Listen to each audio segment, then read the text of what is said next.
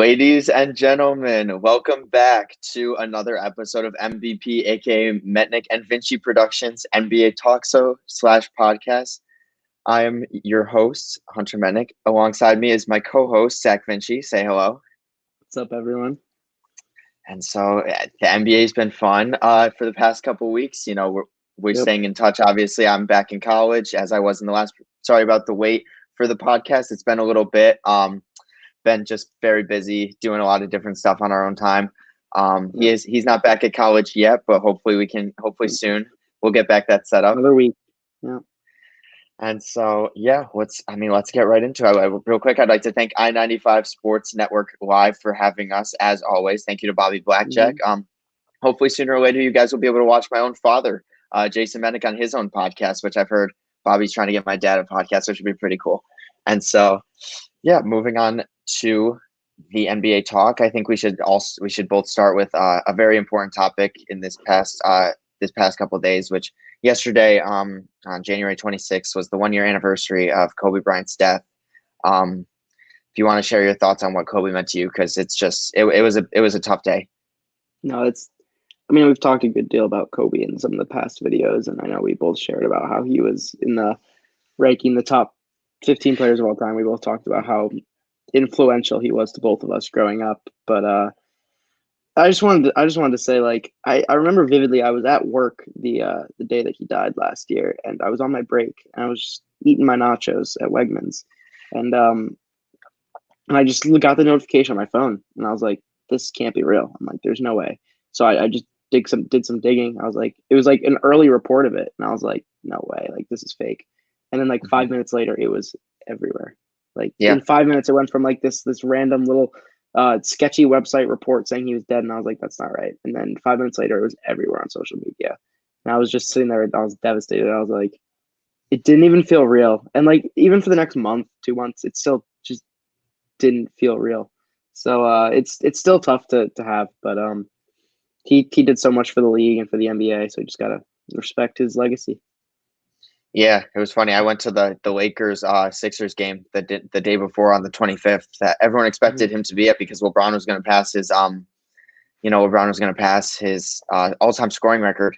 And then next thing you know, the next day I go to a mall with my dad because my dad, when he worked for Oakley, had a store there. And next thing you know, I see Tobias Harris walking with his girlfriend, and I go to say good game to Tobias Harris because he had such a good game the night before. And then next thing you know, I'm walking back and I go tell my dad that just met Tobias Harris and Kobe Bryant passed away. And he tells me that right there. And Kobe, he's the reason you got into the NBA. I loved him just for who he was as a person, and not only that, what he did off the court and just his personality. Reading his book, just watching documentaries of him. Kobe's such an incredible guy, and we should all be extremely grateful that we got to live and watch him play and just be here. And so, you have any last words about Kobe and anything about that? It just sucks. I mean, that's really just gotta keep the Mamba mentality alive, and that's how you respect his legacy, in my opinion. Exactly. Strive for that every day. Yeah, I mean, we got to keep his life going. Legends never die. That Kobe's gonna be talked about until the NBA dies in hopefully thousands of years from now. And so, let's keep his name living. Let's just keep all the good thoughts and all the good things that he did for this world, and especially for this country here and alive. And so there's our Kobe talk. Wanting to mention that real quick. So today on our podcast, we're going to be discussing just different categories of NBA talk so far, whether it's disappointing teams, surprising teams, and then like 3 teams you would want to own, kind of stuff like that. Just a bunch of just talking present NBA because, there's been a lot going on in games, but it's still the middle of still early in the regular season. We're a fourth of the way done now because there's only a 72-game series. I was just about to say we're already a quarter of the way through the season, so it's interesting to take a look at see how teams have been doing based on our preseason predictions.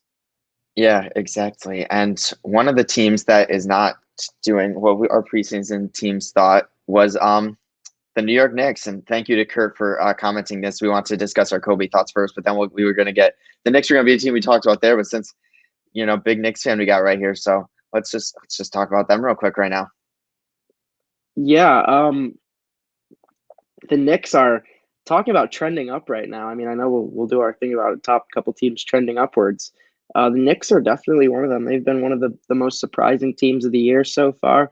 Um, they're Yeah. right outside the playoff picture in the East right now, but the back of the back of the East isn't looking too strong right now. So don't be surprised if the Knicks make a push for the playoffs behind Julius Randle, Emmanuel Quickly, RJ Barrett, RJ.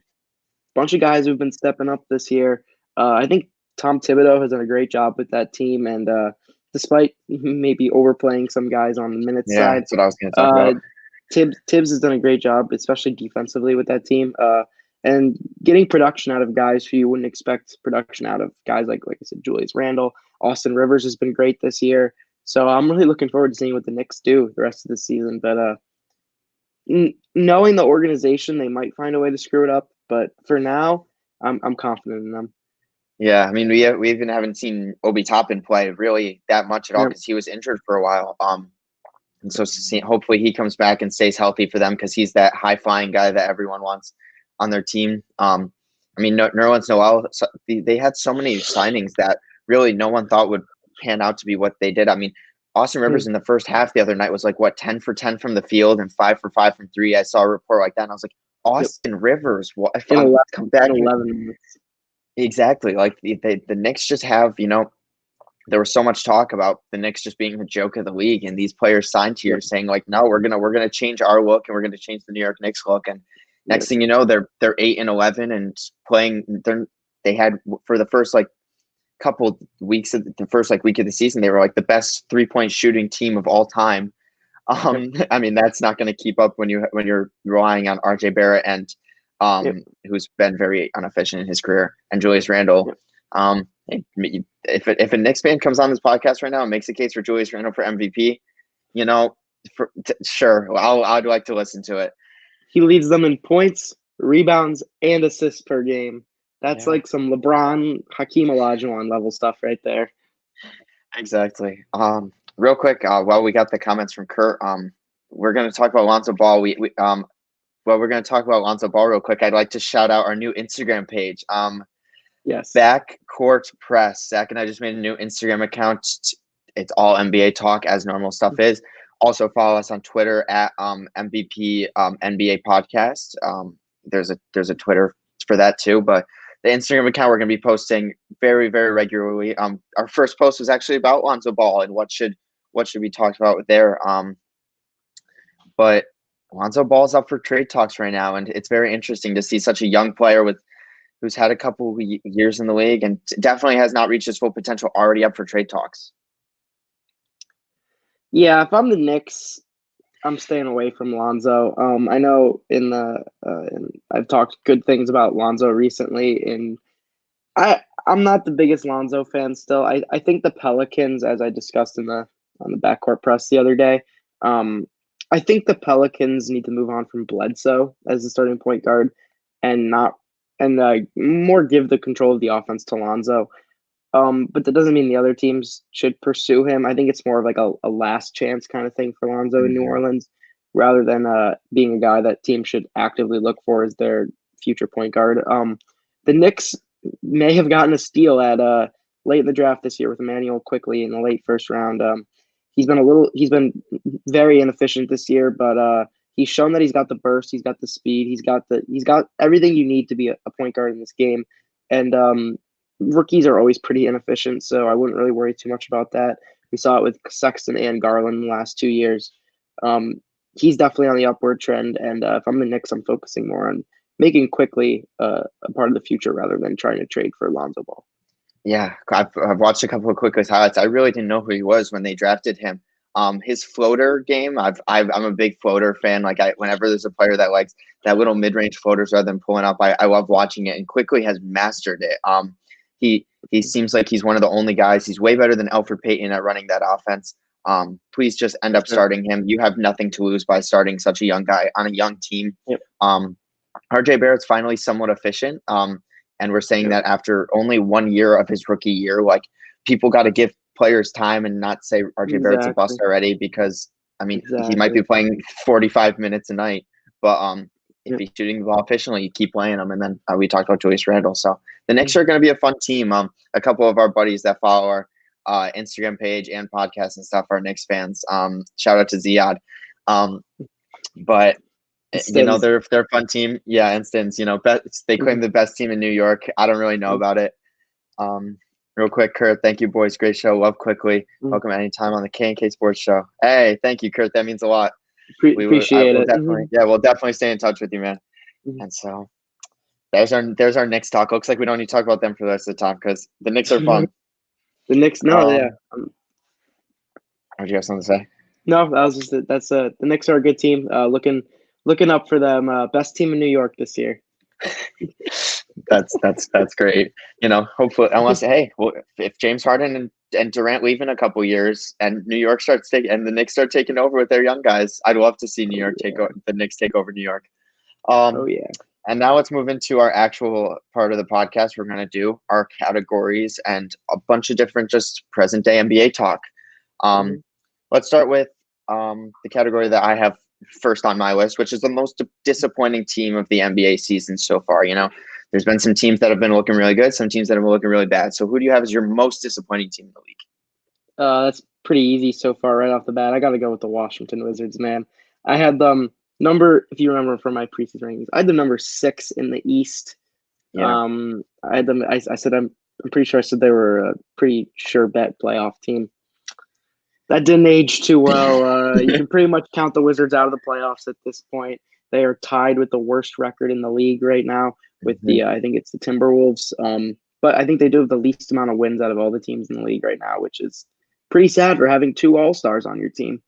Westbrook has been absolutely atrocious. And I know for years everyone's saying Westbrook has been on the downward trend. He's gotten a lot of hate, and I've never been a part of that. I've always been a huge Westbrook fan. But for the first time in my life, I'm saying Westbrook's on the downward trend. He looks nothing like the guy he was in OKC or even in Houston. He was 10 times the player in Houston in January and February last year than he has been in Washington this year. His athleticism, not what it used to be. He doesn't look anywhere near as explosive, and he really hasn't improved on the jump shot at all.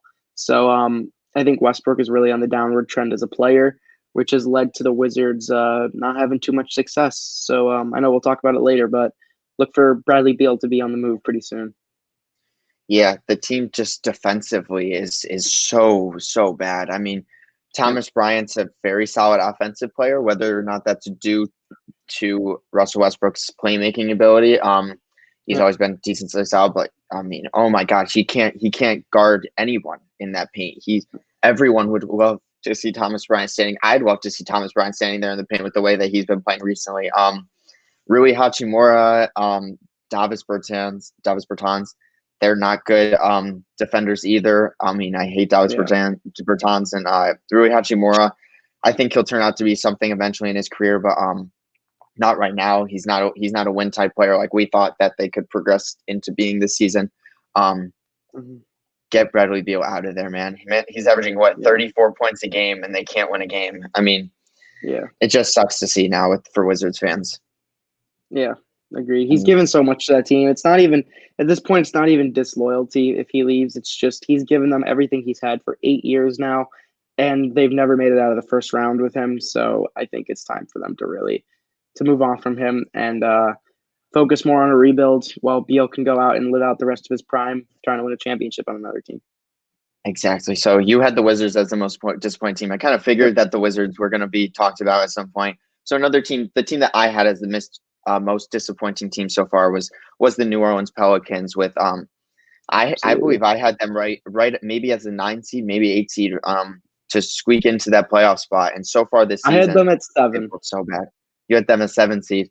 I mean, we expected Eric Bledsoe to come out and run the 2 and play a little more off ball. JJ Redick to look like JJ Redick and Brandon Ingram to do all-star type Brandon Ingram things. And so far this season, they just look abysmal. I mean, wow. Yeah. Defensively, they're still probably a top 10 team in the league. If you just watch them from that end, specifically Lonzo Ball and Eric Bledsoe are both great defenders. Steven Adams is a truck down low. And while Ingram isn't the best defender, kind of is hidden behind some of the other really good defenders in that team, and even Zion has been pretty good defensively this year. Stan Van Gundy's never had a problem with defense on his teams, as we saw in Orlando earlier in his coaching career. But this Pelicans team might be the worst offensive team I have seen in the league this year, which is really sad considering they have Brandon Ingram, who is an offensive stud. The adjustments aren't working. Lonzo and Bledsoe are never going to be able to work as a starting backcourt together. I mean, they're both pass first playmaking point guards, and neither of them has played off the ball pretty much their entire career. I don't know why they thought it would work this year. Lonzo at the 2 is maybe one of the most useless players I've ever seen before, because he's known only for his passing and his defense. He's not athletic. He's not a good shooter. And that's pretty much what you want out of your 2, is a guy who can score the ball at the rim and shoot. And Lonzo doesn't do either of those. So I get why the Pelicans are bad, because their personnel are just not making the right adjustments. Nickeil Alexander-Walker has been a stud off the bench for them this year, young talent, and he's not getting nearly as much minutes as he should have. I just think there's so much talent on this team, so much potential, and I'm not a fan of what Stan Van Gundy's been doing with it. So not a fan. Yeah, I mean, Lonzo Ball last year looked like he could run that offense with no problem. He was averaging upwards of 10 assists, I believe, last season. Just being one of the top. He was. Oh, you got the stats. I was gonna say, I got the numbers right here as I posted yesterday on Backcourt Press. Oh yeah. In his last 10 games of 2019-2020 season, where Lonzo Ball was. Hold on a second. Where you still hear me? Sorry. Where Lonzo Ball was running the offense for the Pelicans, starting point guard. Last 10 games before the bubble, he was averaging 15, 7, and 7 on 53% from the field and 49% from 3. So far this season, playing off the ball, he's averaging 12 points, 4.5 assists, 4 rebounds, 39% from the field, and 29% from 3. Almost down 3 whole points, assists, and rebounds, and shooting 10% worse from the field, 20% worse from 3. It's not working. It's not fit. No, Eric Bledsoe's not meant to be an off-ball player, and Lonzo Ball is the exact opposite of what an off-ball player is. They're just wasting it away. I've seen all these Lonzo Ball trade rumors, and to me, I don't think it's Lonzo Ball that's the issue. I mean, it's just playing them together.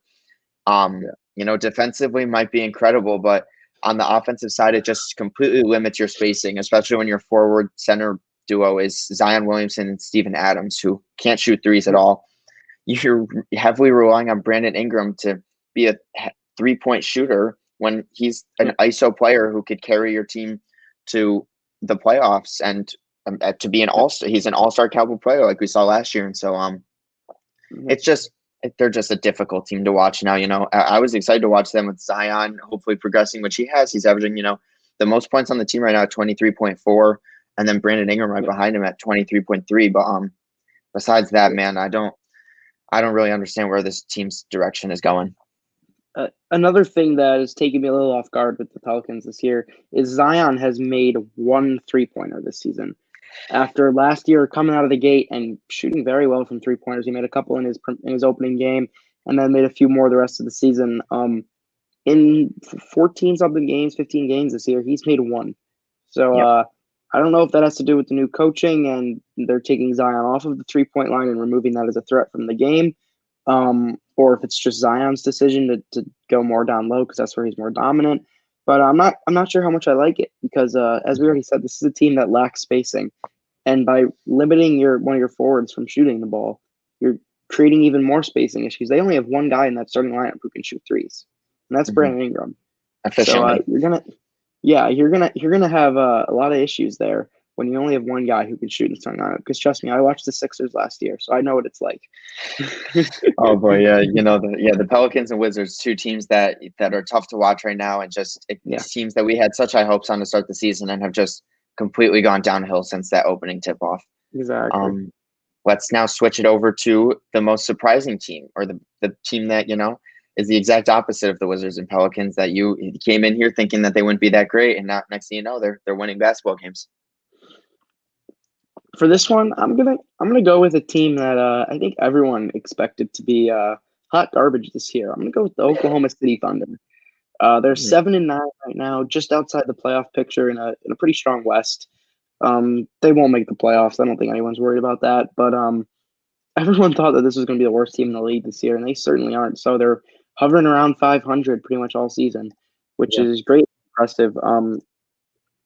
Ton of their guys have stepped up. Shea Gilgeous-Alexander has proven he's going to be a star at some point in this. He's going to be a superstar at some point in this league. He's carrying the load offensively for them and doing it, averaging 22 points per game and doing it fairly efficiently as well. After a tough start out the gate, Lou Dort has actually been pretty good, averaging around 13 points per game and still playing all NBA defensive level defense. I really like what Hamidou Diallo has been doing off the bench. He's come out and sparked their offense a lot with his explosive athleticism. And Darius Baisley, who I've never been a big fan of being an LSU person, given how he kind of trashed our team, has also been pretty good starting at power forward for them. So Don't forget Al Horford. Yeah, Al Horford's great. Yeah. A lot of credit to this Thunder team. They won't really go anywhere this season. I don't think anyone's expecting that, but they've surprised people with how they've played so far and proven that they're not just going to be a team that you can walk over on any given night. I mean, yeah, sitting at 7-9, I think we expected them to be where like the Timberwolves are right now at 4-12, and next thing you know, the Thunder are over here winning games and have what is that? 6 double-digit scorers a night. You know, this isn't a team anyone expected to, but they're not an easy walkthrough team. So, I mean, they're in full rebuild with what 227 first-round picks in the next 5 years, and they're still winning games. So it's a franchise that Sam Presti has just done an incredible job with. Exactly. And then for my most surprising team of the season, yeah. I've got the Memphis Grizzlies, and you know, preseason I had them in the playoffs until I realized that Triple J was not going to be playing for a very long time. Next thing you know, Jamal Murray gets hurt also, and Jamal Murray was out for 2 weeks, 8 games, I believe it was. And they were relying on Dylan Brooks and Kyle Brandon Anderson to carry this. Yep, and Brandon Clark to carry this team. And next thing you know, right as of today, they are the 6th seed in the playoffs, sitting at 7-6, and that is just shocking to me with the amount of injuries this team has had. Jonas Valanciunas has always been the 16th best center in the league. He is just that mid-tier kind of guy. And they've had surprising players come off the bench for them, like Xavier Tillman, 20 minutes a game and averaging 8 points and 4 boards, and Desmond Bane coming off the bench being the 30th pick in the draft. I think a lot of people had him a little bit higher than that, but he fell to them, and he's averaging 9 points on decent efficiency off the bench for them. And they needed these kind of players to step up, and it's crazy to see such a young team. It's like the Thunder that have dealt with so many injuries this season and still powered their way through. And John Morant is just looking like such an incredible player, like he always is. Yeah, I agree completely. I'll talk more about the Grizzlies when we get to the trending up series, because I got a lot to say about them. I think this is definitely a team that is definitely a squad that I would want to be in control of going in the future. There's any team that I think is the definition of on their way up, it's the Memphis Grizzlies. This is a franchise that is looking real good right now. Yeah, led by 2 young who will be superstars in John Morant and Triple J.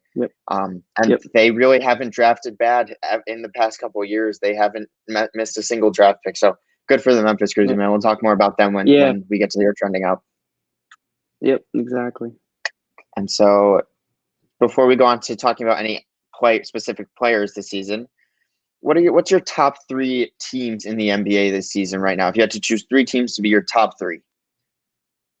Well, I'll go pretty basic here. To me, there's 3 teams that are just better than the others, just based off of pretty much just star talent. The Lakers at number 1, coming off championship. They haven't lost a step, looking just as dominant as they were last year, if not more dominant. Easy number 1 for me. 2, I'm putting the other LA team, the Los Angeles Clippers, who have looked, unlike the Lakers, I think they've looked better than last season. Kawhi Leonard is doing what he always does. PG has started off putting up MVP numbers this year, and while he's cooled off a little bit with Kawhi picking it up, they're still able to win games. And the rest of the supporting cast has done what they're supposed to do. Marcus Morris and Luke Kennard especially are doing their role as role players. So this is definitely a team that I think will give the Lakers some trouble in the playoffs. And then number 3, I got to go with the Brooklyn Nets with after acquiring James Harden and having Kyrie, Harden, and Durant. I know they lost both games to Cleveland, but they're 3-2 overall since they've made the trade. And in one of those games against Cleveland, they were missing Durant. So gotta give the Nets credit where credit is due. So this team is incredible with those 3. And I know people will hate on their defensive problems. They'll hate on the fact that they don't have a very deep bench. They'll hate on the fact that they don't have a great center. This is still the best team in the East because of those 3 guys. That's fair. And my top 3 actually had the same. I had the 2 LA teams just up there with you. I'm surprised you didn't put Philly up there. Sitting at number 1 in the East as your favorite team. Number 4. Number 4. That's fair. So probably a team that's probably your number 5. I think I'm going to have at my number 3 spot. I had the 2 LA teams, and as of right now, so far through the season, I'm going to put the Boston Celtics a little bit ahead of the Brooklyn Nets. The development of Jaylen Brown has been remarkable, and just the way that he's just continuously gotten better. Props to Jaylen Brown for just turning into a superstar right in front of our eyes. And Jayson Tatum, yes, he has some interesting shot selections at some point, but at the same time, he's proving that he can really lead this team. And he's a player that any franchise right now would want to build around, unless you're the Dallas Mavericks, or the Milwaukee Bucks, which we'll get into. Luka and Giannis are really Luka, Giannis, Tatum. Those are the top 3 team players you would want to build around right now. And the surrounding role players, Kemba Walker came back from a bad injury, and I think both of us didn't expect him to play that great because of the injury that he had to deal with. The next thing you know, he's been playing a lot better, and once he adjusted back from his injury, he's been playing a lot better. Now they don't have the center presence a lot of those Eastern Conference teams do, with Tristan Thompson and Daniel Tice. And a player we talked about a lot in our previous podcast was Marcus Smart, who he'll turn up in the playoffs, and he'll just be that glue guy that any team would want. And so, and real quick, Peyton Pritchard, absolute stud of a player. I'm a big Peyton Pritchard fan. I love how he wasn't talked about at all in the draft, and next thing you know, he's giving a championship contending team in the East, the Boston Celtics, valuable minutes. So I feel like you got something to say about Boston. I see where you're coming from, but when Philly's beaten them twice in the last week, I can't put them in my top 3 over Philly. Just saying. Hey, we own that regular season rivalry with Boston. Just come playoff time, it's a little different. Yeah, I was gonna say come playoff time, but no, it was so far through the season. It was between Boston or Philly for me. I think Brooklyn is going to be the top team to beat in the East, and I didn't want to put Brooklyn in there because I felt like they were. So far this season, I think they've underperformed for the talent that they have, and with the whole Kyrie thing. Sitting at 11-8, I think we expected them and the Bucks to be the undoubted number 1, number 2 in the East. And next thing you know, Philly and Boston have come out and ran the show so far. So shout out Seth Curry, shout out Tyrese Maxey. We'll get into a couple, maybe some of those players in a little bit, but yeah. I'm looking at right now, it's Jaylen Brown's leading the team in scoring with 27 a night. With Tatum at 26.5 a night, and it's just crazy to me how good he's become. Jaylen Brown, I think right now in my vote for most improved player on the season. He went from a borderline perhaps all-star player to right now he's playing like a top 10, top 15 player in the league. And offensively, defensively, they're winning, and he's been the star guy. Tatum's been out the last 2 weeks, and Jaylen Brown has been carrying that team. Much props to him. He's got everything in his arsenal. I don't think there's much on the basketball court that Jaylen Brown can't do. Yeah, you watch his highlights. He's just so smooth with the ball. He's got every dribble move in his package. He's got one of the nicest mid-range shots in the NBA right now, and I love Jaylen Brown's. I think so many people were confused by his pick at 3 from what was this California school, I believe it was. University of California. Yep. Yep. And next thing you know, he comes down and he's turning right into a star right in front of our eyes. So it's my top 3. it's interesting when you look at that draft class. It was supposed to be Simmons and Ingram were the clear 1 and 2, and then after that it was anyone. And right now we're looking at what could be one of the best top threes in NBA draft history. Ben Simmons, Brandon Ingram, and Jaylen Brown have all. I mean, normally you get at least one bust in that top three. You go back the last 30 years, you can almost always find a bust in the top three. And that draft class right now, I mean, as much as I've been hating on Ben Simmons for his performance this year, I mean, you got to give them a lot of credit because all three of them have looked fantastic since they've entered the league in 2016, and they all look to be on the upwards trend, except for Simmons. He looks to be in a straight line. Yeah, real quick. This isn't on my list. This isn't. I don't even think I was expecting to ask you this, but if we're gonna go back to our last podcast, you ready for this? Start bench cut: Ben Simmons, Brandon Ingram, Jaylen Brown. Oh boy, I just thought of it because it's 3 players. Start bench cut. Let's hear it. As a Philly, starting as a Philly, don't say that. Right as I'm about to say, I'm starting Jaylen Brown. Come on, that's unnecessary. But I'm starting Jaylen Brown. I'm benching Ben Simmons. I'm cutting Brandon Ingram.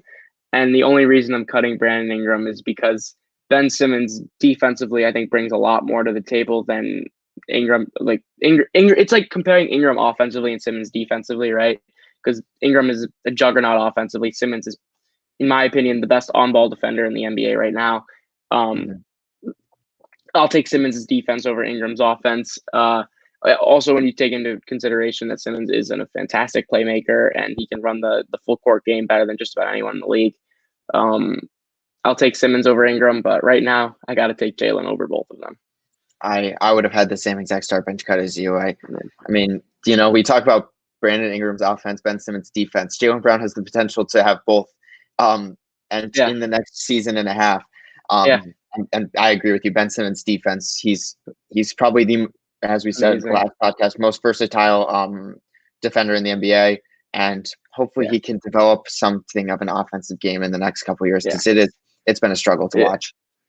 I think you could make the argument he's improved again defensively this year. I mean, just watching him play, no one can get past him. Like just watch Simmons and whoever he's assigned to, right, and watch them try to get to the rim on him. It is not easy. He can guard the ball better than just about anyone I've seen in a long time. I mean, the best comparison for me, I think, would be watching Kawhi Leonard play defense, especially against a guy like LeBron James. I see a lot of that in Simmons' game defensively, and what I also like about Simmons a lot is his ability to guard bigger guys too. With Embiid out a couple games this year, I've seen Simmons having to guard some bigger players, and he does a pretty good job with it. So I will give Ben some props for his defensive game, although offensively I'm still looking for a little something from him. Yeah, especially you as a Philly fan. It's been, Joel Embiid's been the clear-cut number one player on that team. And I think you went into this season liking Ben Simmons more than Joel Embiid. And as of right now, you're a big Joel Embiid fan rather than a Ben Simmons fan. That is correct. Yep. Very correct. Moving on to players, let's get into our players that have disappointed and players that have been very good. So let's start with most slept-on player in the NBA. I'll have you start with this one. There's been a lot of great players that we haven't seen coming up, and there's been a couple players that are not being talked about too much. So who's your number one and most slept-on player? I got to go with my guy, CJ McCollum for the Portland Trailblazers. Portland Trailblazers, there's one guy who makes every headline, and it's Damian Lillard, right? If you're just looking at the national media, you would think the Trailblazers have Damian Lillard and a bunch of spare change on that team because of the way he's talked about and the way that team is talked about. That is completely inaccurate. I mean, I know Lillard's had a pretty good season so far. He's third in scoring, so got to give him credit where credit is due. But CJ right now is 10th in points per game, averaging 26.7, which is something I don't think many people have heard much about. Doing it on 47% from the field, which is, for his height and his stature, is incredible. Be able to shoot near 50% with as small as he is, and his creativity at scoring is something to behold. Not only that, he shot 44% from three, while averaging almost 5 makes a game. The only person that's making more threes per game right now than him is Stephen Curry, which is incredible. And that's because Steph Curry is just unreal. He's just Steph Curry. Another thing I want to mention that I think is also very slept on, efficiency rating. CJ McCollum is 6th in the league right now in efficiency rating. Behind, ready for these? Joel Embiid, Nikola MVP, Jokic, MVP, Kawhi Leonard, MVP, Luka Doncic, and Kevin Durant. MVP, MVP. Those are the 5 guys ahead of him in efficiency rating, right? He averages 1 turnover per game right now as a starting guard. 1 turnover per game, which is the lowest amount out of all of the top 50 players in scoring right now. And the Trailblazers are 5th in the West in a very tough West with a 9-7 record. And Dame's been great, but they are nowhere near that without CJ playing the way he has. Dame has still been the best player on that team, but CJ has been just outstanding as a second option, and he's really challenged Dame for being a co-top player on that team. They're only that good because of him. Yeah, I mean, you really said everything about CJ. He's got one of the. I mean, you look back at the Portland Trailblazers playoffs. Damian Lillard hits that last shot of the game, but you watch the whole game and you'll know CJ McCollum really is the best player on that team during some of those playoff games. And even right now, I could definitely see people making the case that CJ McCollum's the best player on that team right now. And so Dame hit that shot against OKC, and then he disappeared while CJ carried them against Denver. That's all I'm saying. Yeah, both of us think Dame is a little bit overhyped. Teensy bit overrated. Yeah, like he's nowhere near Steph Curry. Sorry, ESPN's preseason rankings, but come on. Yeah, that's a great stuff on player because CJ's not talked about at all. What do you got? I mean, CJ's only talked about when the media sees him hit a fourth quarter shot with 15 seconds left and act like he's never done it before. Yeah. He does that all the time, and no one ever talks about it. He's a dog. I mean, right now, I think he's got to be in contention, top 5 shooting guards in the league right now. Yeah, without a doubt. So my most slept on player this season, I've got 2 I wanted to talk about for players that really just are not getting enough credit for what they did. The Utah Jazz right now are sitting at 13-4 on a 9-game win streak. And Donovan Mitchell's been great. Rudy Gobert's been Rudy Gobert. But Mike Conley, the player that I think is one of the most slept on players in the league. Last year, I bet all Utah fans were hating the front office for signing Mike Conley. He looked terrible on that offense. He didn't click at all. His playmaking ability just kind of disappeared. Shots weren't falling. He averaged, 10, 12 points per game. Next thing you know, Mike Conley so far this season averaging 17 and 6 and 1.5 steals per game and only 2 turnovers as a starting point guard. Mike Conley is one of the main reasons that this team is 13-4. He's been able to run that offense. I think this is the best point guard play Donovan Mitchell's ever played with. Before him was Ricky Rubio, and Rubio's never going to average 17 and 6. But Mike Conley, I have not seen anyone talk about him, and yet no one really even talks about the Jazz that much, except for when Shaq decides to call out Rudy Gobert and Donovan Mitchell for no reason. Shaq, come on, man. You're just asking Donovan Mitchell to turn into Dwayne Wade eventually. Another player, that's on the Jazz, Jordan Clarkson's probably my 6th man of the year so far. He hasn't started a game and is averaging 17 on decent efficiency. That team, Donovan Mitchell, I think Mike Conley's really the best point guard for him as of right now, and I just think that he's been playing so efficiently for that team, and that whole team's been under the radar, and yet they have a better record than the Clippers right now. Will that keep up? Probably not. I could see them probably fall into that mid-tier team in the West like they normally do, but Donovan Mitchell has another bubble performance like he did against the Denver Nuggets, and this team's a scary team with Mike Conley hitting the shots. Yeah, the way Mike Conley is, I think a good comparison would be if the Sixers had given Al Horford another year, and Al Horford came out balling this year. Like that's how I see it. It was an investment for the Jazz that didn't really pay off until now, and now it's looking like a great idea for them. So Utah's looking really good. Number two team in the league right now by record, only behind the Lakers. So got to give them a lot of credit. Exactly. So that was the first. Until we get to most overrated team, then we'll talk about them again. Oh boy. The other player I want to talk about with most slept on, as we hit the 40-minute mark on the podcast is Miles Turner. That team has had so many injuries this season. They've traded away Victor Oladipo for, as of right now, Karis LeVert's not looking like he's going to play at all. Sabonis got injured, I believe, last game. And Turner, man, the Celtics messed up by not trading for him this offseason because he's averaging 4 blocks a game. Defensive player of the year, arguably. But I mean, if you're averaging 4 blocks and a steal and a half, no one's going to go up against that. He had 8 blocks in one game this season. In like the first game of the season, he's averaging 14 and a half points, 7 rebounds, and as I said, great defensive player. One thing that really stood out to me, he's always been kind of a 3-point standing, a stretch 5, I'd say. You know, he's the stretch 5 that stands in the paint. The other night, Sabonis went down with an injury, and he didn't return for the rest of the game. And you would think that with Sabonis out, Miles Turner was going to just play his normal game, stand at the 3-point line, do pick and pops with Brogdon. Yeah. But Miles Turner started getting into the paint and being like playing a post game like we haven't really seen out of Miles Turner. Sabonis has one of the best post games in the NBA. I think we can both agree on that so far this season. And I saw Miles Turner come in and to control that paint offensively, and he just doesn't get enough credit for the amount of talent he has. And the Pacers are 10-7, and that's a team that we had worse than the Washington Wizards in our preseason power rankings. Sorry to bring that up, but we're both in the wrong there.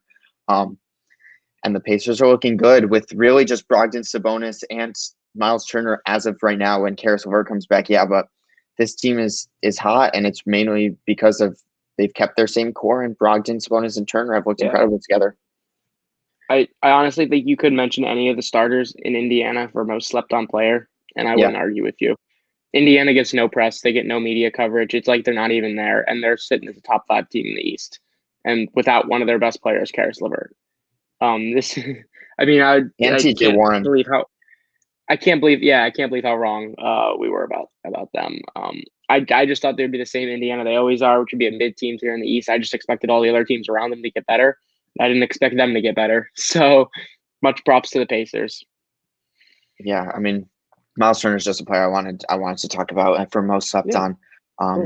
So moving on to the opposite of most slept on, most overrated / overhyped player in the NBA so far. Who you got for that? I'm gonna go with a guy who I was huge on in the playoffs last year. Easily one of my favorite players in last year's playoffs, and then hasn't really been living up to my hype this year. That is Jamal Murray. Jamal Murray in the regular season last year, the last 2 years, has averaged in between 18 and 18.5 points, around 44 to 45% shooting, 4 rebounds, 5 assists. 2 straight regular seasons, 2018, 2019. That's what he's averaged. Regular Jamal Murray, he's looking like not a top 10 point guard based on those numbers and based on what he's done, but still a very high end point guard. Still probably around top 15, right? In the bubble last year, we all saw what Jamal Murray did. He was balling. He was dropping 40 almost every night. He averaged almost 30 points per game throughout those playoffs. Led them to the second best team in the West. Beat the Los Angeles Clippers, 2 3-1 comebacks. He was incredible. And entering this season, I truly believe Jamal Murray was a top 20 player in the NBA. And not so far. Has been a little let down because he's coming out and he's gone back to the Jamal Murray of the regular season that we're all used to. This season, he's gone back down to averaging 19 points per game, 45% shooting, 4 rebounds, 4 assists. And even just watching him play, the only difference in his game between this year and what we have normally seen in the regular season is he's a lot less shy about the shots he takes. He will jack up pretty much any 3, and even if it's not a great shot, and they don't really tend to go in. His efficiency is pretty much the same. It's just he looks more aggressive, and the shots really aren't following that were in the bubble last year. So I just think it was more of a miracle run rather than that being the Jamal Murray we're going to see a lot in the future. But I guess the only way we'll know for sure is see if he turns it up in this year's playoffs too. Yeah, I mean, I'm a big Jamal Murray fan, and I hope that, the Nuggets really started off the year really, really slow. Jokic was averaging a triple double, and people were saying he's not in the MVP contention just because of the fact of how bad their record was. And luckily, they've Not came back up. anymore. Yeah, luckily they've come back up in the West, in a very hard West, and um, I'm really hoping that Jamal Murray can go back to his old self, and hopefully those shots start falling more in the playoffs like it did last year. Yeah. My most I want to get. overrated player. Oh, continue. There you go. I was gonna say I wanted Jamal versus Donovan part 2 in the I playoffs. can I completely agree with that. That'd be one for the ages again. Yep. So my most overrated player so far this season is Montrezl Harrell, and so many people are talking about him and his signing to the Lakers, saying he's the best. He's a very good fit off the bench. I agree, he's a good player off the bench and everything, but he gets so much hype just for his energy and the way he looks when he rebounds the ball. He brings really nothing that a lot of centers in the NBA couldn't really do. The fact that people were saying he's going to get $20 million a year from like the Charlotte Hornets and teams like that is just crazy to me, because you can't play him in the end of the games. The Lakers, they've been playing Anthony Davis at the 5, which I completely agree with. But if you're going to be that good of a center and have this much media attention around you, you would think that they'd start you at the end of the games. But no, they can't start you because you're not good enough to be played at the end of the games, because you can't hit free throws. He's a decent defender. I think he's kind of an overrated defender and just kind of a Patrick Beverley defender, where just very loud, very high energy player. And I just think he gets way too much media attention for the actual productivity he brings to the court. Yeah. Yeah, he was awful. Like that's like Clippers, so. Yeah. Yeah. I agree with you on that one. I mean, I agree with you. The only reason I didn't put him as overrated is because I just haven't really heard much about him this year since he's gone to the Lakers. I feel like a lot of the media attention about him has gone down since leaving the Clippers. But yeah, I've never been a big Montrezl Harrell guy. I always said that he was, again, especially last year in the playoffs when he was with the Clippers, he wasn't even a top 5 player on that team. So. Yeah, another player I want to mention for most overrated. Not a player that is talked about like at all. So I wouldn't say he's that overrated, but a player that has not lived up to what we expected him to do was Aaron Baines. He signed to be the starting center of the Toronto Raptors and replace both Serge Ibaka and Marc Gasol's productivity. So far in the season, he's averaging roughly a little under 20 minutes a game, and he's averaging 4 points and 5 rebounds. And not even half a block and not even half a steal. For what they brought him in to replace, which was Marc Gasol and Serge Ibaka's productivity, he has just been terrible. And I think the center position for the Raptors has been one of the reasons why that they've been so bad. Luckily for them, Chris Boucher's turned into a very good starting caliber center, and he's averaging 2 blocks a game and really helping out Aaron Baines. But he started all games that he's played, Aaron Baines, and if you're averaging just under 20 points and trying to replace those two guys, he's really not living up to what we thought the signing for the Raptors would be. So just a player I want to mention real quick, because I was looking and I was like, God, the Raptors suck, and why do they suck so far at least? And I think that might be one of the reasons why. Yeah, we'll get to the Raptors a little bit more on teams trending downwards. Yeah, definitely. So our next category to be discussed is top 3 teams of what are you doing? I thought we were doing most overrated team. Oh, sure. I'll do most overrated team if you want. Okay. Let's hear it. I thought we had that.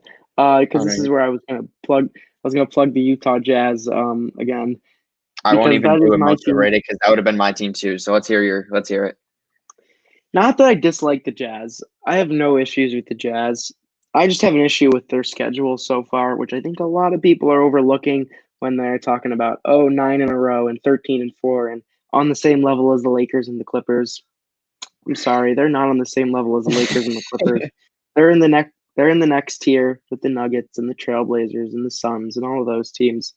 So yeah, they have 13. They're 13-4, which I won't deny is a great record.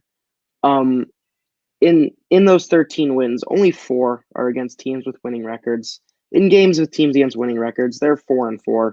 they're not anything special. They're just beating the teams they should be beating and playing competitive against teams that are about the same level as them. I I don't think I don't think that they are as good as their record shows. That's why I think they're overrated. I still think they're a top 10 team in the league. I still think they'll cause some issues for some teams, and I still think they could win a playoff series when it comes down to it. But I just think that the 13-4 record doesn't really show what they've done. I mean, they've played a ton of easy teams. They played teams where guys have been out, injured, and they've pretty much been healthy all year. One of the few teams to have been healthy. So I'll cut them a little slack because they have been winning a lot of games, so you got to give them credit there. But I just think when you contextualize it, not quite as impressive as most people are making it out to be. I still have to bet on that the Suns are going to have a better regular season record than the Utah Jazz, and right now that's not looking good. But when you look at who they played, I'm kind of okay with it. We're only a quarter of the way through the regular season, and the Jazz are going to fall. And if they win a playoff game season like series like they did last year, good for them. I said Mike Conley is an underrated aspect. I think without Mike Conley, they're not 13-4. But they're not going to keep this up for much longer. So I we're talking so far in the season, and that's why I had Mike Conley. But yeah. Did you have any others for players before we move on to the top threes? No, that was really it. I honestly I don't like calling people like overrated normally because I just feel like that term is so broad, and just being rated in general, like, is how the media rates you, how we rate them, like how other players rate them. It's so broad that the term overrated is tough to judge one on. But I just wanted to mention Jamal Murray just because I loved him in the playoffs last year, and it's just really disappointing to not see him playing at that level. I completely agree with that. So that's great, good talks on the Utah Jazz. That's sorry to bait and Holter out there. Hopefully your Jazz start falling in a little bit. Let's move on to top three teams. What are you doing? That's the category I have written out. Three teams that I just don't understand where they're going. What, maybe something about their organization or something. This is a broad topic, so I'll have you start with your first team. We'll go team for team with this. Well, one of them I'll just skip over because we've already talked pretty much at length about the Wizards and what they need to do. Yeah, the Wizards not mine too. No need to talk about them. The Wizards, we don't know what they're doing. Let's move on. The next one I've got is another team we've already talked about, so I'll skip them again. The Pelicans. We've talked in depth about what the Pelicans are doing, and more importantly, what they're not doing. So skip that over too. So the one I will talk about would be the team I have at number one. What are you doing? Is the Minnesota Timberwolves. Man, they're so disappointing to me. It makes me sad. Being as big of a fan of D'Angelo Russell as both of us are, and seeing him not even starting at point guard, it's sad. Don't get me started. I'll let you go more in depth on this one because I know you've done more research on it and you've watched them a little bit more. But Timberwolves are the worst team in the league this year, and that's including the Wizards. I'm going to name players that have started for this team at least 3 games this season, right? Yeah.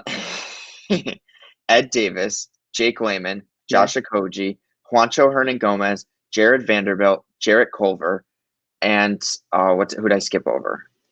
Oh, that's everyone. You know who has not started a game for you know who has not started a game for them?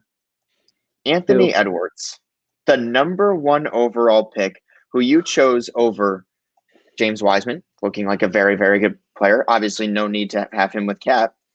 And LaMelo Ball, youngest player in NBA history to average triple-double, probably the most fun rookie we've seen this season. We'll get into rookies a little bit later.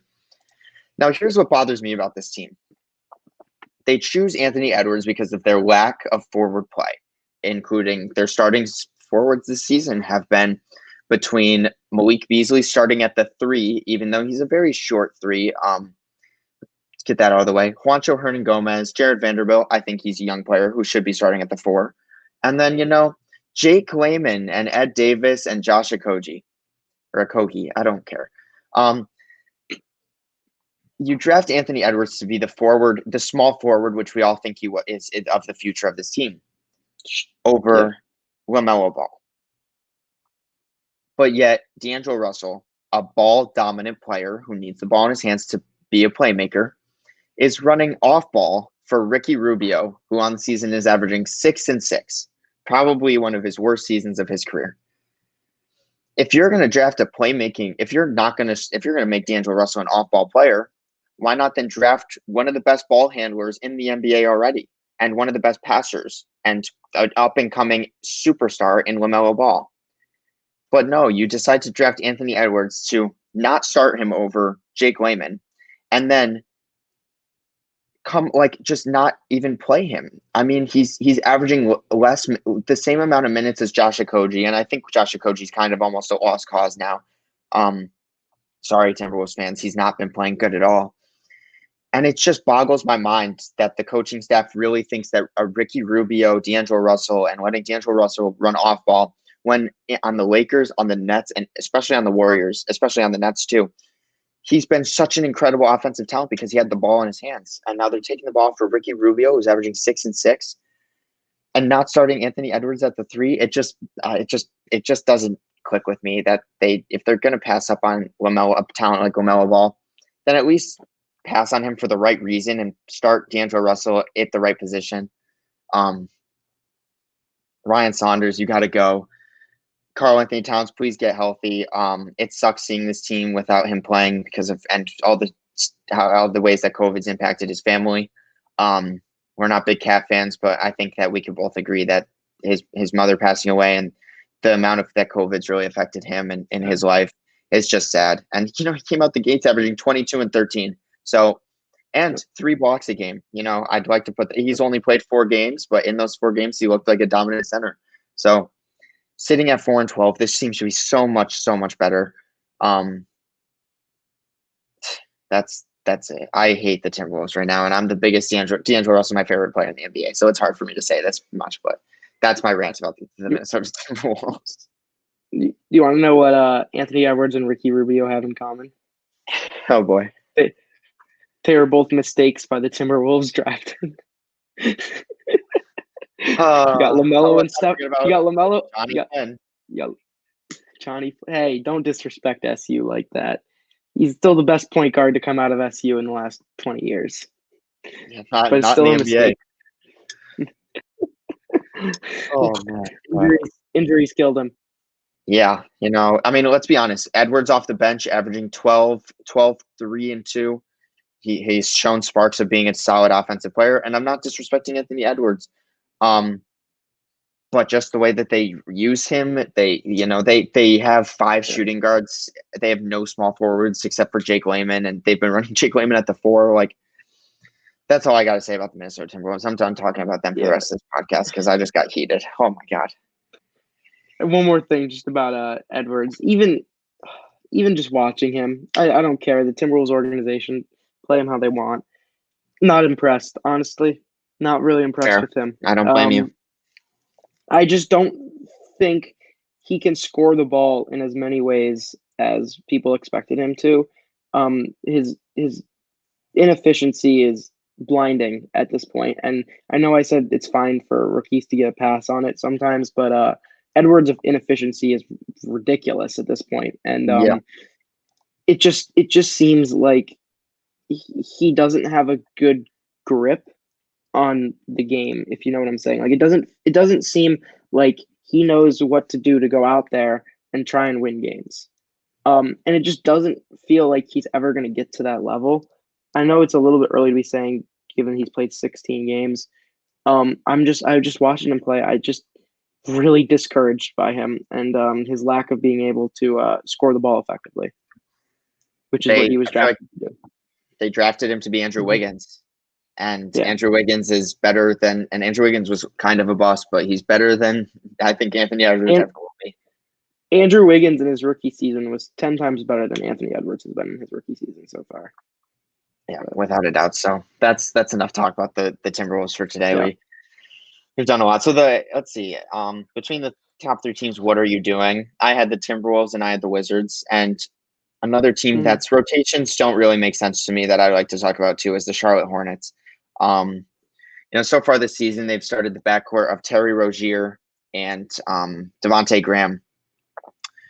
where then they will then take Terry Rozier out of the game for LaMelo Ball, as LaMelo's been playing very solid. He does turn the ball over. He's a rookie. He's asking to be the top ball handler on this team already. So I'll give him a pass for the amount of turnovers that he's had because he's a rookie, and Yeah.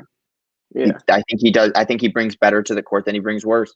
Yeah. But they've played 17 games now, and Devontae Graham still hasn't looked like the player he was last year at all. And Terry Rozier has looked very solid at running the shooting guard and being a very good off-ball player. And to me, Devontae Graham's not a playmaker. He's been a spot-up shooter for his whole career, which has been really a year. And you're playing him 35 minutes a game. Well, LaMelo Ball, who's averaging 6 assists on 10 less minutes than Devontae Graham, and getting the rebounds. He's very good defensive player because he's just a lengthy, long guy. He does give up on some plays when I've watched the Charlotte Hornets. Randomly he'll just stop playing defense and let the guy run right by him, which he's a rookie. He'll learn. He's a ball brother. But just start LaMelo. I don't see why Devontae Graham is still starting over him. His chemistry with Miles Bridges and PJ Washington, even Terry Rozier when they're on the court together, has looked really, really good. And so for them to still be benching LaMelo for Devontae Graham, I get he's young. I get he has 2.5 turnovers a game.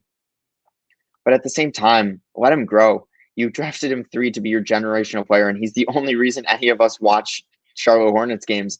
It may be Gordon if you're a Gordon Hayward fan, but there's not really many out there. So start LaMelo Ball, let him do what he does. If he fails drastically, bring back Devontae Graham and set him. But I just don't like what they've done. I don't like how Bismack Biyombo is their starting center, and they really haven't made any moves to upgrade that center position in years now. They were like, oh, yeah, we drafted Cody Zeller 5th, and we're going to stick with him. That's all I got to say about the Charlotte Hornets, if you got anything else to say. No, I haven't really watched much of the Hornets this year, but I do want to say Gordon Hayward has been fantastic. So much props to him. Honestly, a lot of props to the organization. I think that was kind of a steal signing him. I know they paid him a lot of money, which I'm still a little questionable about. But he has been producing exactly what he's getting paid for. So and I don't think a lot of people expected that. So good on him.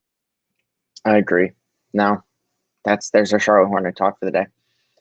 Now, the part that we've mentioned a lot in the past couple of times when we've talked about teams, and you said, trending up, trending down. Let's get right to it. Actually, we'll skip over a couple other things. Would you like to start with trending up or trending down? Let's start with trending up because we've already talked about a couple of these teams. There's one that I really want to talk about that we haven't even mentioned yet. I'm pretty excited for, but we'll get to the other ones first. My number 3 was the New York Knicks, who we talked about right at the beginning of this podcast. Yep. As I already said, Emmanuel Quickley, RJ Barrett, both looking really good so far. Julius Randle has led the team. In my opinion, Julius Randle's an all-star right now. I mean, I don't know if that's a hot take or not, but I truly believe he should be in the all-star game if he keeps this up. We talked enough about that. Number 2, Memphis Grizzlies. We talked a little bit about. I just want to mention how I know you said this already. How well they can draft. I mean, it is just incredible what they've put together the last couple of years. I mean, they got steals with Desmond Bane, Xavier Tillman, and Dylan Brooks in the last couple of years. Possibly Grayson Allen too. In the late first and early second, exactly. They got their superstars in Ja and Jaren in the draft, and Brandon Clark, who we talked about in the last podcast, and I've said how much I love him. He was also another late first rounder. So, I mean, they've basically built a team from a small market with pretty much no free agency powers, and they've just gone through the draft, gotten 2 superstars in Ja and Jaren, and filled them out with a bunch of role players who have delivered. I mean, Dylan Brooks has been fantastic as a starting shooting guard for 2 years now. Brandon Clark is only getting better at this point. And like I said, Bane and Tillman are both on the way up. They've had great seasons so far. They're 7-6. They're in the playoff picture, and that's without their 2 superstars for most of the season. I'm just waiting for their games to stop getting postponed because I'm really excited to see them play again. John Morant is top 3 to 5 player I'd want to build a team around. He's literally right up there with Luka Doncic, Giannis Antetokounmpo, and Jayson Tatum for me. Like, he is in that tier. I I love agree. John Morant. I love what he brings to the table, and I'm excited. Better than Zion. I'm excited for the future of the Grizzlies. I'm excited.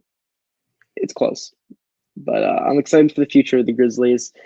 And the number one team I want to talk about, a team that has gotten like almost no media coverage for 3 years now. It's time to start talking about the San Antonio Spurs again. I am a huge fan of this team. I mean, Popovich has had since Kawhi Leonard left 2 years ago, 2.5 years ago, right? Almost 3 at this point.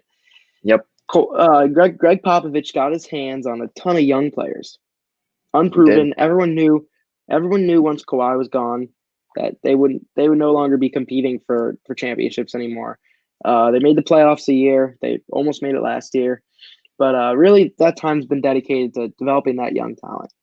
And that young talent is showing up now. And that's all I got to say. I am so excited for the Spurs. The 3 guys I want to talk about from that young talent are Keldon Johnson, Lonnie Walker, and the best of them, DeJounte Murray. I am a huge fan of all 3 of those guys. DeJounte Murray is a beast. I mean, right now, I got their numbers right here. Lonnie Walker's averaging 12.5 points per game, 4 rebounds, but he's playing pretty efficiently, which I like to see. And he's shown that he can score the ball in a lot of ways. He can hit threes. He can hit the mid-range. He can get to the hoop. I really like that about his game. And Keldon Johnson also averaging 14 and 7. He's proved he's an incredible interior rebounder for his size, which I always like to see from a young guy. And he can score the ball offensively too. He actually is a pretty decent playmaker too. I really do think Keldon Johnson can do just about everything on the floor. And speaking of guys who can do everything, I mean, DeJounte Murray, this guy he's going to be a stud someday. He is going to be a stud someday. Right now, averaging 15, 7, and 6, but he's shown he can get triple doubles. He plays very efficiently, which I really like about him. And he is one of the best defensive guards in the league, which I always love to see. I mean, out of the starting point guard, who doesn't want someone who can pass the ball, rebound, defend, and run the offense well? Popovich has done a great job with these young guys, and they're starting to put it together. The Spurs have hung around 500 pretty much all year. Don't be surprised if they make a playoff push. I see them being the last team out of the playoffs in the West this year, but I think they'll definitely compete. Yeah, one thing I was interested about when I first saw that what they were doing was they're starting DeMar DeRozan at the 4, Marcus Aldridge at the 5, Johnson at the 3, Lonnie Walker at the 2, and DeJounte Murray at the 1. And DeMar DeRozan at the 4, I mean, he used to be the shooting guard for Toronto, and he's just changed his game completely. He's averaging 7 assists and 5 rebounds. Keldon Johnson's the leading rebounder on that team. And Marcus Aldridge is putting up Marcus Aldridge type numbers. He's gotten very old, and not really gotten very old, but he's just a slow kind of player that he's not the modern day center you would want, but no, it's very weird how they've done. I mean, I've loved DeRozan for years, just based off of his play style. I still think there's a good chance he gets traded this season if the Spurs really don't think that they're gonna make the playoffs or don't see themselves winning a playoff series, which I don't think they're good enough to yet. But if he sticks around, I mean, that's a really good lineup. I mean, you've got the young guys who can do pretty much everything, and then DeRozan and Aldridge, two vets at this point who have had a ton of winning experience in their career and have been with the Spurs now for 3, 4, 5 years. That's a good roster, and they're a lot of fun to watch. Yeah, I really we didn't have high expectations for the Spurs, and shame on us for thinking that they were going to be bad under Greg Popovich. I know. Still the best coach in basketball history. Ooh, that's a hot take right there over Phil Jackson, huh? A hot take for another time. Exactly. I'll move on to my top 3. My top 3, actually, someone else agrees with you. My dad. Exactly. Did so much with so little. I mean, Yeah, he's been incredible. I hope he stays around for a long time, even though his hair is getting so long. It's so funny. I've seen it recently. It's like down to like here. He's got the full white. I love it. I love Greg. As someone who expected him to retire once Tim Duncan was gone, and then again once they kind of fizzled out last season, Pop is still around, still kicking it, and still winning games, which I love to see. Yeah, you love to see it. So my top three trending up. The main team, I had the Phoenix Suns in here. I think we all kind of can agree on that, where their young core is just going up with Mikal Bridges and Cam Johnson getting better. Jay Crowder's looking very good, and any team with Chris Paul is just gonna be trending up. I mean, you see the OKC Thunder, you could put them as trending up, and just because of their young core building, and that's largely due to the fact that they had Chris Paul last year. So I don't really feel the need to talk much about the Suns. Hopefully, they're a competent playoff team. And a team that hopefully can win a playoff series. Yeah. Oh boy, yeah, the guy I have to bet with, Utah's looking good, I will admit. But we talked about Utah earlier, Dad, and they're a little overrated. The next team I have trending up is the Atlanta Hawks. Trae Young hasn't looked that great. In the past, he kind of lost his confidence for a little bit. Hopefully, he gets it back. He's been looking good the last couple games. Yeah, there was the middle stretch in between when the season started and where we are at right now. Oh, and Yeah. you know, he didn't look too great. He just careless shots, bad shots, and everything. But John Collins. 38. Oh yeah, you go. I was going to say he's dropped 38 plus in his last 3 games. Oh wow, yeah. Trae Young, not John Collins. Yeah, I was like, whoa. Yeah. No, Trae Young's a beast. And then Clint Capella came back and had a triple double with blocks. He really hasn't even played with this team at all. And another player I'd like to talk about real quick is DeAndre Hunter. He's averaging just under 18 points, a steal, 2 assists, and 6 rebounds a game. He is going to be a player that the Atlanta Hawks are going to love for years if they decide to keep him around. Playing, the second most minutes on the team just behind Trae Young. And he is everything you would want in a starting small forward. He has the offensive ability to decently create his own shot and hit shots, hit, catch, and shoot shots. Brings incredible defense to that team. With what he's looking like right now, he's got Kawhi Leonard and written all over him. I don't think he'll have the success Kawhi Leonard will ever have, but the talent wise, just the way that I'll say the play styles are very, very similar, and I like that. I like seeing DeAndre Hunter thrive because a lot of people didn't like the pick at 4 when he was drafted, but he's turning out to be a crucial part of this Atlanta Hawks team. Yeah. And then the main team I want to talk about is the Cleveland Cavaliers trending upwards. Last year they had the coaching problems, and they just looked so bad. Darius Garland, Colin Sexton did not look good last year. No one understood why they traded a second-round pick and John Henson for Andre Drummond. Kevin Love was expected to get moved to. I hope he still does get moved to a championship team. I'd love to see Kevin Love in the playoffs again. But as of right now, he is in the playoffs with the Cleveland Cavaliers because Sexland has looked just absolutely incredible. And you throw in Isaac Okoro is playing defense and looking like that glue guy we talked about, like we hoped he would be. Exactly. I just love the way that the Cleveland Cavaliers have built this roster and continue to just play good basketball for them. Drummond on some nights will look like Hakeem Olajuwon, and then other nights he looks like John Henson, who he was traded for, and it's just hilarious to me. Hopefully he gets moved to a contending team, because they look like they're going to run with Jared Allen for the future, which steal of a trade for them. I cannot believe that they walked out of that trade with Jared Allen. And then Jetty Osmond's looked good. Kevin Love he's only played 2 games, so we can't really say much about him. Colin Sexton's looking like an all-star right now. Yeah, that's all I got to say about them. Yeah. I'm waiting for them to move JaVale McGee too, now that they're pretty crowded at the center position. And McGee showed last year that he could contribute on a championship team, even as the starting center. So I wouldn't be surprised if we see JaVale move before the trade deadline. I've seen a couple of rumors right before we got on the podcast, actually, that the Cleveland Cavaliers might be looking to do a buyout on Andre Drummond, and Andre Drummond might sign with the Brooklyn Nets on a minimum deal. If that happens, it's over. I'm sorry, Lakers. That would be like the greatest playoff series I've ever seen in my life if it's Nets versus Lakers. Don't count out the Clippers, but I don't think the Clippers would put up as good of a fight as the Lakers would right now. The Nets would beat the Clippers by about that, but 30. Yeah, But the Clippers could beat the Lakers, but they couldn't beat the Nets. I just think I based on play style. That's a I, conversation for I another agree with time, that. though. Yeah, no, I mean, if something like that happens, I hope that they run with Jared Allen. They get rid of Andre Drummond after the season, if not right Yeah, in the next couple weeks.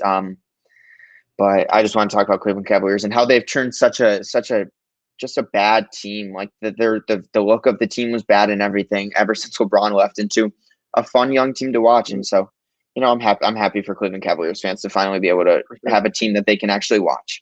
For sure. Yeah. So now, as we're heading to the end of our podcast, yes, trending down. I almost forgot about trending down. I was going to move on right past it, but my apologies. So I'll start. You want me to start for this one? Yeah, I was gonna say, well, trending down, we got to mention the Wizards for the fourth time. But Might as well. go ahead. Yeah, you start on this one.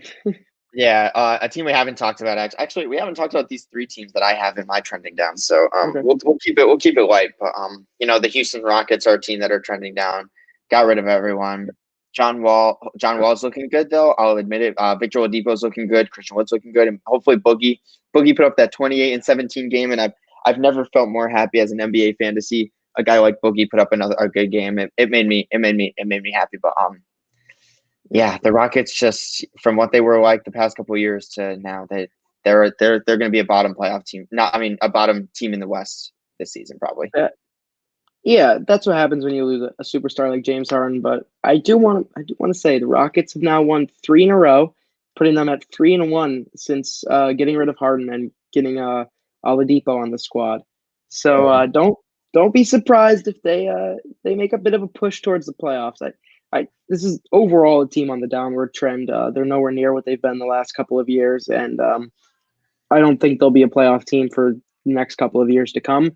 But this year, with the way they've been playing lately and with the talent they've got, I wouldn't be surprised if they end up as like the 10 seed or something like that in the West, kind of making a push towards the playoffs, but not quite getting there. Mm-hmm. Yeah. The next team, I'll talk about another Western Conference team that I expected to be a little better than they are right now, is the Sacramento Kings. Marvin Bagley coming back from the injury, which I'm sorry, Sacramento. I hate to mention Marvin Bagley because you could have had Luka. One positive is Tyrese Halliburton's looking very good. You locked up De'Aaron Fox for 5 years. I hope that they still look to move Buddy Hield to a contending team. I'd love to see him join a team like the Golden State Warriors. I think God, if you guys get him and Seth Curry in that starting lineup, I'll start putting you at number 3 ahead of the Nets and Celtics. We'll trade Danny Green and Thibault. I would love that trade if I'm a Sixers fan, but no, I expected them to not come out the gates and be 6-10 and have a team like the Spurs be 9-8 and the Thunder be 7-9. I expect them to be a little bit better than they are right now, especially with they signed Hassan Whiteside, who he averaged 3 blocks last year a game, and next thing you know, he's getting maybe 10 minutes a game this season, which is kind of funny. I don't really understand their thought process with that. They have Luke Walton, who has officially made himself the worst coach in the NBA. But Ryan Saunders is putting up a fight for that. But no, the Kings are trending downwards right now. So, in my opinion, I expect them to be fighting for a playoff seed, and they're not right now. It's hard for me to call a team trending downward when they haven't even touched the playoffs in 15 years. Sorry, Kings fans, but you've been down for so long that I don't know if you can get possibly further down than you already are. I mean, the Kings have been the worst franchise in the NBA over the last 20 years, with the only competition being the Timberwolves. And the only reason the Timberwolves are ahead of them is because of a guy named Jimmy Butler who played for them for 50 games. Yep. But the Kings have been atrocious since Chris Webber. They've been atrocious since Chris Webber left that team. Jason Williams. 19 years ago. I mean, it's so sad. It's so sad. And the worst part is, if we did this 2 years ago, I'm going to. if we did this 2 years ago, the Kings would be on the trending up list, which is really sad that they're back on the trending down. Because 2 years ago, everyone was like, De'Aaron Fox, Buddy Hield, Marvin Bagley. This is great young core. Yeah, Luke Walton, great coach from the Warriors. I mean, everyone was thinking this squad was gonna be competing. I mean, they were the 9 seed in the West one year, I think 2 years back. This team had so much potential, and They suck. they're They nowhere. just suck. In 15 years, they have gone nowhere as a franchise, if not down. I'm sorry, Sacramento fans, but it is the most pathetic franchise in the NBA for the past 15 years, and they're not getting any better. And I'm sorry, I didn't mean to go so hard against the Kings. I have nothing against the Kings. It's just when you've been that bad for so long, you gotta get called out. Yeah, I agree. And then let's get away from. I'm sorry if any Kings fans ever watch this because you just got killed. Another team that's on my trending down list. I think we can both agree on this is the Orlando Magic. They started off the year 3-0, then lost Markelle Fultz to an injury. Have been starting Cole Anthony, who I'm sorry is just besides a scorer and maybe that he's nothing really that special for you guys. Vucevic will be talked about for the trade deadline again this year, and I bet you he doesn't get traded again because the Magic just love keeping this core. And I think we thought what the Magic are was what we thought of the Pacers, where they're keeping the same core and they're just gonna be mediocre again. Except the Magic just suck. They're the 8 seed right now, and they. I hope that Are they really? They're 8 and 10. Purely because Vucevic is averaging 24 and 11. Everyone forgets about this because he won't be an all-star or anything. I mean, Evan Fournier is averaging his 18 like he normally does. Aaron Gordon's still not good. Sorry. And I hope John Isaac can come back and hopefully bring some spark to this team because they extended him. But maybe move just either go full rebuild or stop being that 8 seed and taking a game from teams because it's just getting kind of old. Magic, I'm sorry. Yeah. They're trending down for a reason. The Magic are interesting because I gotta cut them a little bit of slack considering they're missing 3 of their young players due to injuries right now. Markelle, as you already said, is going to be out the whole year, and he was a huge part of that offense the first couple of games. John Isaac, who I know you're also a pretty big fan of, will probably be out this whole year, and a fantastic defensive player who looked to be on the upward trend offensively too. And then also a guy who I think everyone's forgotten about is Chuma Okeke, who was they're going to say MCW. Oh no, MCW hasn't been relevant in years. I'm sorry. Chuma Okeke, first round pick out of Auburn last year, didn't play a single game last year because of injury. Came out this season, got injured again after 5 games. It's been out pretty much the whole season again. I don't know what we're ever going to get out of him, but he was really good in college and helped Auburn make a pretty miraculous Elite 8 run a couple years back. So I got to give them a little credit for that. They do have some young talent that's out, but they got to get rid of Vucevic. They got to get rid of Fournier. I think they got to get rid of Gordon. I think those 3 have been on the team for 4 years now, and they haven't accomplished anything short of winning 1 playoff game a year. So against the same team. If I'm Orlando, I gotta blow it up. They weren't on my trending downwards list, but they probably up there. I think they just need to get their young talent together and healthy and playing. Yeah. So if it's 2 teams you're gonna bash and the Kings and Magic are not on your trending list, who is? All right. So you already covered one with the Rockets. Okay. So we'll skip that, and we've talked about the Wizards plenty of times. So I don't need to hate on the Wizards anymore. But the one you didn't mention that I will is the Toronto Raptors, who I feel like is the definition of a team that's trending downwards. They won a championship less than 2 years ago, which is amazing when you think about it, because they are now out of the playoff picture in the East. If you're looking at just this season, I guess you could say they're trending up because they've been playing slightly better over the last couple of games. They've actually had a winning record in their last 10 games after a really slow start. They have a positive point differential. I do think they'll make the playoffs. I think the bottom of the East is weak enough where Toronto will slip in over Orlando or New York or one of those teams. That said, overall, if you're looking at it as a multi-year thing, Toronto's down bad. They went from being a top 2 to 3 team in the East for 6-7 straight seasons. Then they won a championship, and then they lost Kawhi. And while they were good last year, I have seen nothing anywhere near the level of play I've seen from them last year. And I think it's just because teams are figuring out how to stop them. Kyle Lowry isn't getting any younger. Pascal Siakam is maybe the most one-dimensional star. And I don't even know if I consider him a star anymore, because the more I watch him, the less I'm wowed by him. I don't Me think too. he's a first option on a playoff team. I think he's a great second option. But Siakam has proven this year he's not good enough to be a first option on a solid team, just because of how limited he is offensively. He only has one move, and I think we all know what that move is. Oh yeah. Van Vliet has been all right this year. He hasn't really proven that he's worth the money yet. But I guess they needed to secure him if they wanted to keep him around, so they had to pay him. It's overall, I just think the Raptors are they're going down. They've lost a lot. They're not going to be a top 3-4 team in the East the next 10 years like they have been the past 10 years. Mm-hmm. Yeah, I mean you covered him pretty well. I'm looking at, Fred, we all expected Pascal Siakam to be the clear-cut number one of this team, and Fred VanVleet's completely outplaying him. And I think he is living up to his contract. But if I'm Freddie right now, I'm like, ooh, did I really want to re-sign that four-year deal with this team? And hoping to take that Kyle Lowry point guard spot when Kyle Lowry is not looking like a Kyle Lowry type player. He's averaging 18, very on the down low. Yeah. OG Anunoby, I think, is getting a lot better, which I think that's a positive for them, and Chris Boucher. But besides that, we're really not seeing the production we expected out of this Toronto Raptors team. Yeah.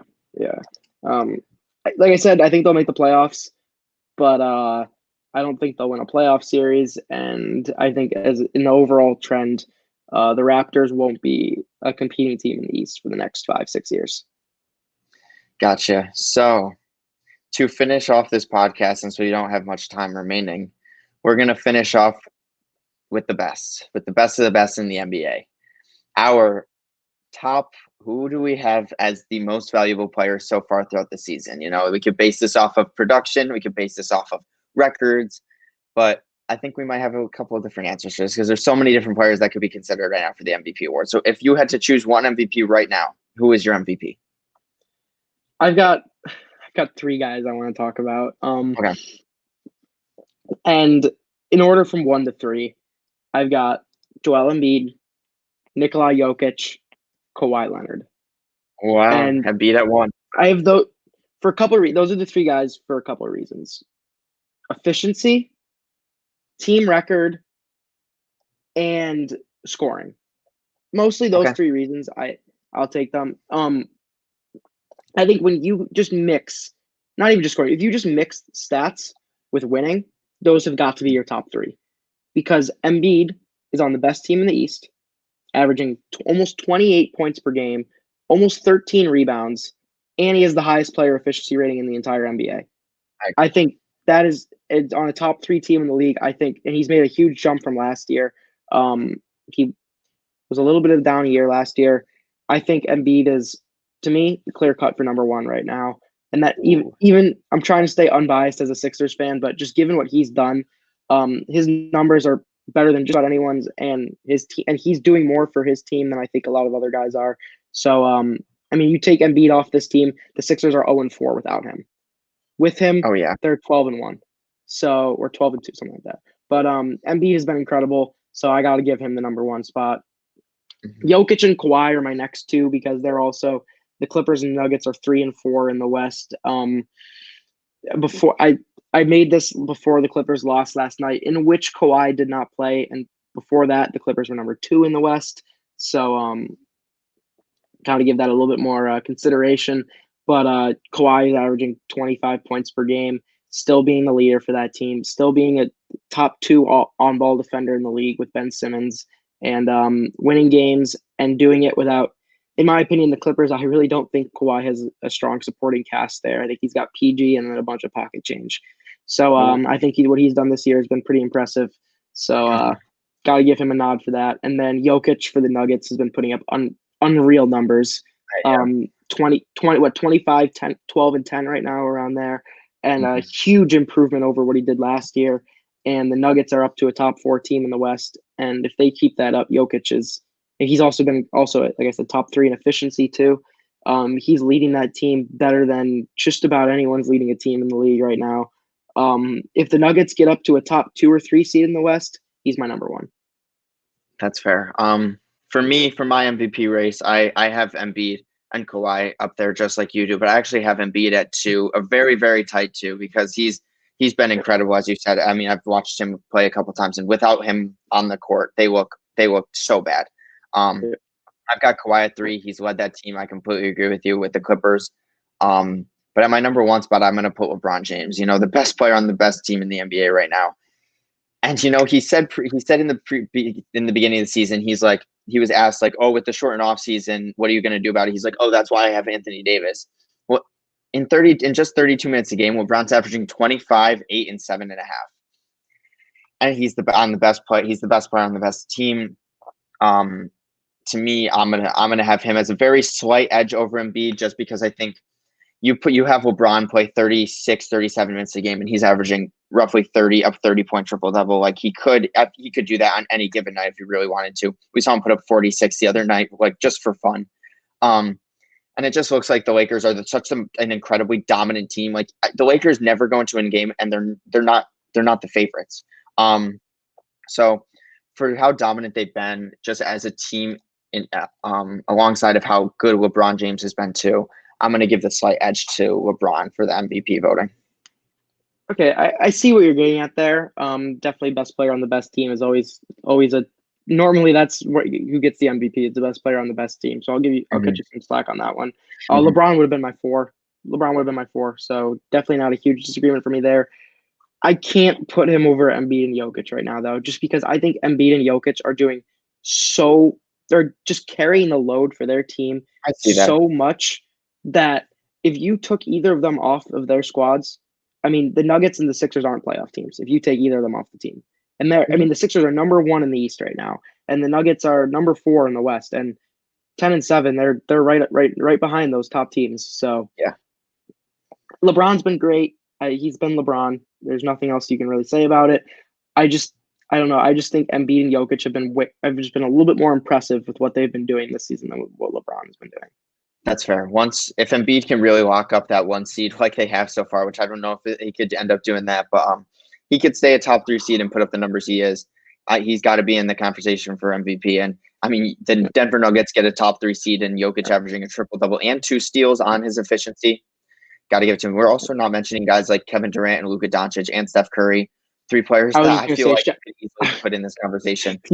You beat me to it. I was going to shout out Curry, Doncic, and Durant, because if their teams jump up to the top teams in the league, those 3 are all in it. Right now, I know the Warriors are at 8 in the West. Mavericks, I think, are 9 or 10 in the West, and Nets they're still top 5 in the East. So Durant would have been probably my number 5. But if the Nets get up to number 1 in the East, if the Warriors and the Mavericks jump up into the top 3 or 4, definitely keep an eye on those guys, and keep an eye on, of course, the reigning MVP Giannis Antetokounmpo, because the Bucks are only number 3 in the East. They're right up there, and while Giannis hasn't been putting up as ridiculous numbers as he did last year, you got to keep an eye on him. Exactly. So that is going to do it for today's episode of MVP, aka Metnick and Vinci Productions NBA podcast. It's been a fun one talking present day NBA. We'll figure out a topic for the next couple of podcasts.